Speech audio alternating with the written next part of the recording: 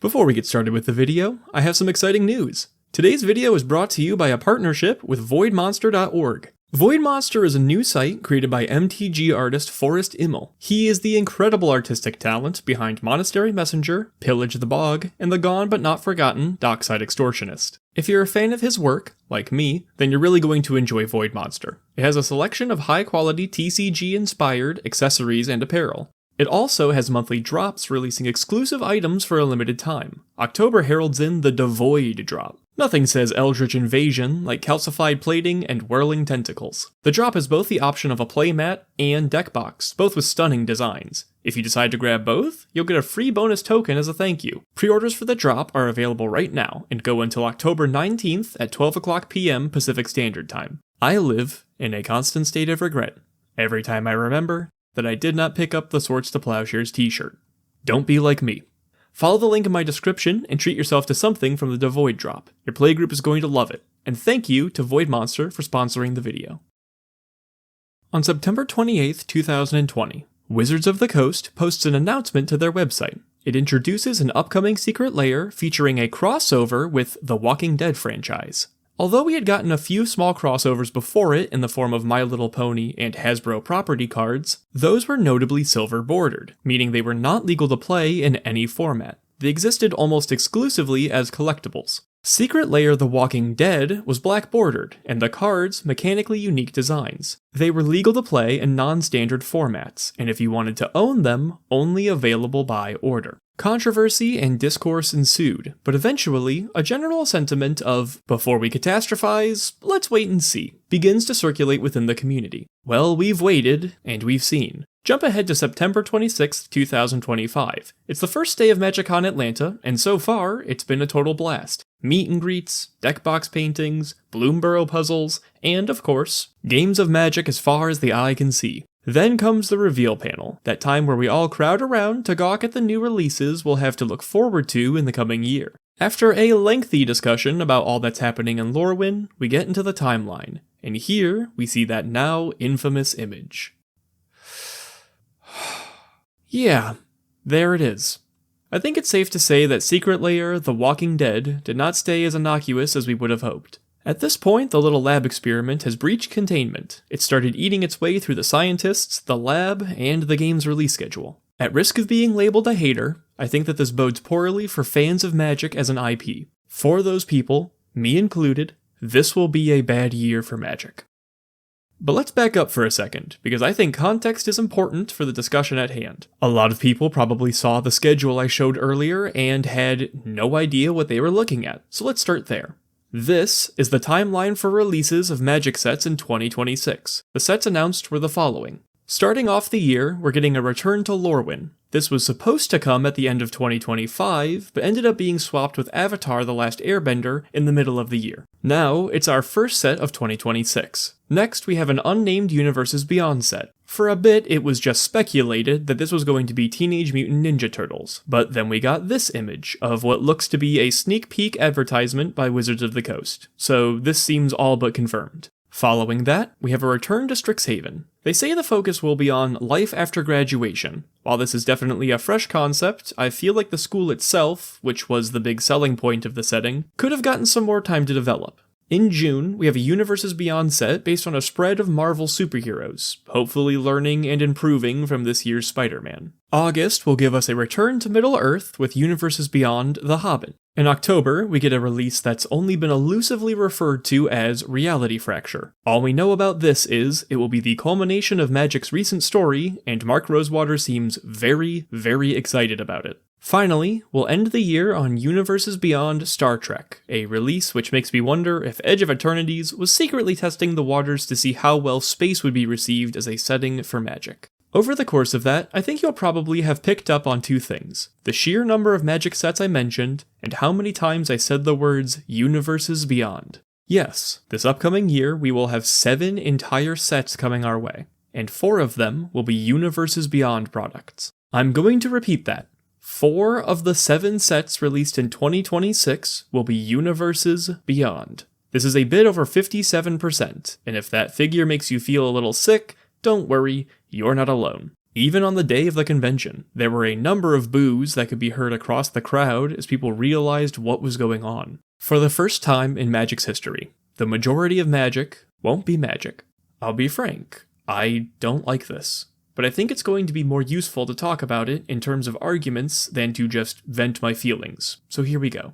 First, before even getting into the UB stuff, 7 releases. This is a ton. This year, many players already found the quantity of products coming out to be almost impossible to keep up with. And that's with only 6 releases. This isn't limited to casual fans either. Even deeply enfranchised players are experiencing a lot of difficulty staying on the train. Last year with the 6 sets, it was pretty confusing and I just kind of skipped a lot of it. But with 7, I don't know. I feel like it's gonna be even more confusing, you know? Yeah, 7's way too much. This model's horrific for consumers, but it's really good for Wizards of the Coast. Just too many sets total. People are kind of generally complaining about. 7 standard legal sets means that standard's going to change super fast. Yeah, that's wild. Really hard to keep up with. I can't imagine that. That seems nuts to me. No, I playing standard and paper feels impossible with that much turnover. Like, add another whole set to the mix, and the problem of product fatigue is only going to grow. One of the ways this manifests is in eternal spoiler season. We live in an age where, before a set even releases, the next set is already delving into showing off spoiler cards. This is done to drum up hype, and of course, increase sales, but it leaves the current set surrounded by an atmosphere of confusion. Tarkir just dropped, but WotC's already moving on to Final Fantasy. Is that what I should be doing too? Seriously humoring this thought is unsustainable. You'd spend more time anticipating Magic than playing it. But it is the way a constant deluge of spoilers makes the game feel. With an increase of sets in the same 1-year time frame, we're going to have more overlap between spoilers, and a higher density of cards being shown off. I wouldn't be surprised if, at some point, we were seeing spoilers for 2 sets down the line at once. Another issue with this release frequency is how it hurts format health. Wizards of the Coast has had an interesting track record recently with balancing sets in an age of increased releases. Vivi or Nidier is a prime example of how one overtuned card can incidentally tumble an entire format into chaos. Each set that releases opens the door to more significant changes and more boogeymen. Not to mention that, unless Wizards is expanding its teams to account for the new set load, there's likely even less time for each individual set to get the polish and development it really needs. Let's say we don't have cause for a banning though. By some miracle, all of the sets are well balanced. Even in this case, more sets will still create an increase in how often you have to change your decks in order to keep up with competition. Support for different archetypes and playstyles will vary heavily with each set, so keeping decks relevant will be an uphill and constant battle. This means spending more money, and also possibly having to change decks entirely many times in order to maintain a competitive edge. Power creep should be expected to accelerate too. If, to sell packs to Eternal format players, the line for card strength must go up each set, then, as the frequency of sets increases, the line should be expected to go up faster. Alright, now let's talk about Universes Beyond. The release schedule for Universes Beyond in relation to normal Magic sets is obviously something that occurs to Wizards of the Coast. In 2025, for reasons undisclosed to the players, the final set of the year was changed from Lorwyn Eclipsed to Universes Beyond Avatar: The Last Airbender.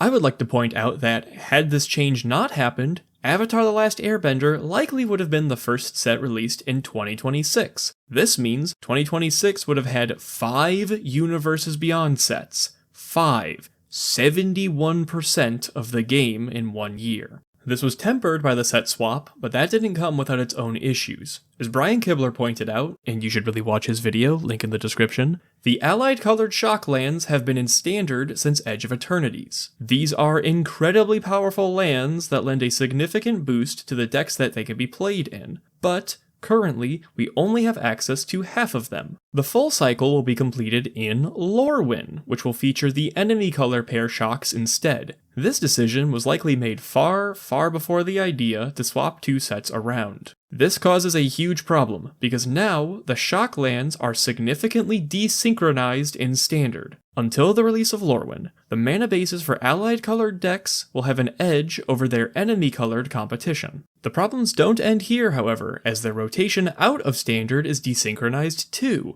Because new sets now rotate out based on year of release, and the groups of shocks are being introduced in 2 separate years, there will be an entire year of Standard where enemy-colored decks have access to shock lands, while allied-colored decks do not. Considering the original game plan was to have these 2 sets occupy the same year, and, with the consequences for this not being the case turning out to be this disruptive, it's likely the decision to swap Avatar and Lorwyn around was influenced by factors outside of gameplay, i.e., contracts or licensing. Whether it was Avatar's license holders or some other properties is unclear, but it does not make sense to me to have decided on this change without significant reason. If licensing negotiations are what caused this problem, then it is clear that Wizards of the Coast are willing to sacrifice elements of gameplay to appease the beast that is Universes Beyond, and that is a problem. Oh, and by the way, those numbers we keep tossing around about how much of Magic is no longer Magic, that only accounts for sets. 57% of sets are no longer Magic IP in 2026. Add Secret Lairs into the mix, and this number only gets pushed further towards the side of Universes Beyond. Arguing that Universes Beyond is objectively unhealthy for Magic is a tough case, and leads to many dead ends derived from differences in taste or other subjective criteria. It's certainly a topic worthy of its own entire video. So for right now, instead of arguing that crossover properties are bad, I'm going to argue that less original Magic IP content is bad. If I like Teenage Mutant Ninja Turtles, and I do, there are so many places I can go to indulge in that property. I can read the comics, I can watch the movies, I can buy the toys, I can play the video games, I can watch the many, many high-quality animated series made for them. I can get the freaking Shredder cheese grater! If I like Magic, I can wait until the next in-universe set releases, and then outside of that, maybe we'll get some good web fiction to go alongside it. Strixhaven promises a novel, and don't get me wrong, that's very exciting, but we have no guarantees this will be continued going forward. Magic expanding its property to include other IPs is a collaboration, but a horribly lopsided one. We're not getting a War of the Spark movie, or a Magic crossover episode of Doctor Who. There's no Jace in the next Transformers movie, or Tybalt making an appearance in Spider-Man. It's a one-way street. Less Magic for the sake of more revenue. And Hasbro is comfortable making that trade all day, every day. Think about it this way. If what made you fall in love with Magic is the stories it told and the characters it brought to the table, then there is strictly less Magic in the world for you now. And I think that's a shame. But maybe you think differently, and that's what the comments are for. As always, I'll be down there to discuss your thoughts on the situation and my arguments. I get the feeling that this time there will be much to discuss. I'd appreciate it if you liked the video or shared it around if you felt you got some value out of it. It always helps getting the word out about this little project of mine, especially because I don't pay to advertise anywhere. Word of mouth is the most important form of advertising anyway.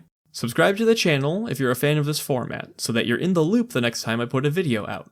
I also have a Discord where viewers pitch ideas for videos, and we get groups together for game nights. I also put out direct notifications there if you don't trust YouTube to let you know when I upload. I have a Blue Sky, where I talk about Magic with other creators and share my thoughts on the day-to-day. Don't forget to check out Void Monster. Their monthly drop pre-orders, again, are open from October 10th to October 19th. Please use the link in my description if you decide to head over there.